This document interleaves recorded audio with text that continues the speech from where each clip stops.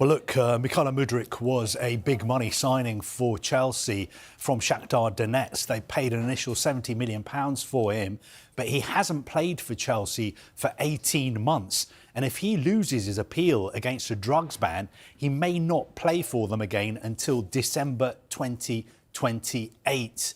Now, this story all started back in the autumn of 2024. In October 2024, he tested positive for a banned substance while he was on international duty with Ukraine.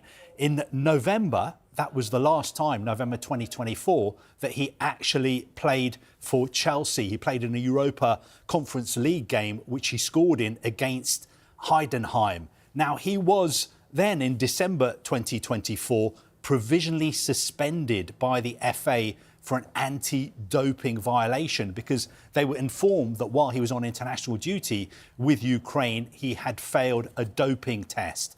Then if we go to last summer, June 2025, the FA announced in a very short statement that he had been charged with an anti-doping violation. Now, ever since then, there's been total radio silence because, of course, the FA never comment about an ongoing investigation and case.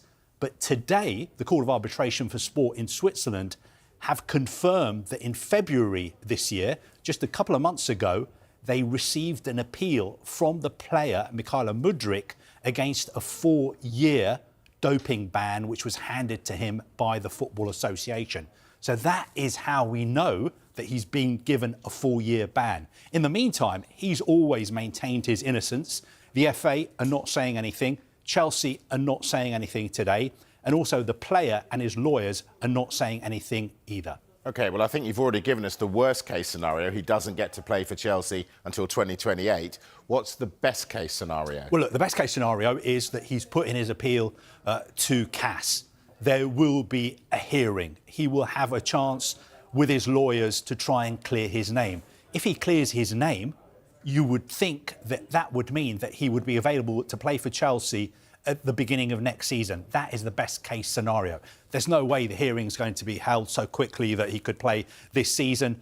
Ukraine are not in the World Cup, so he's not going to be playing in the World Cup this summer. Best case scenario for the player, clear your name, then play a game for Chelsea next season.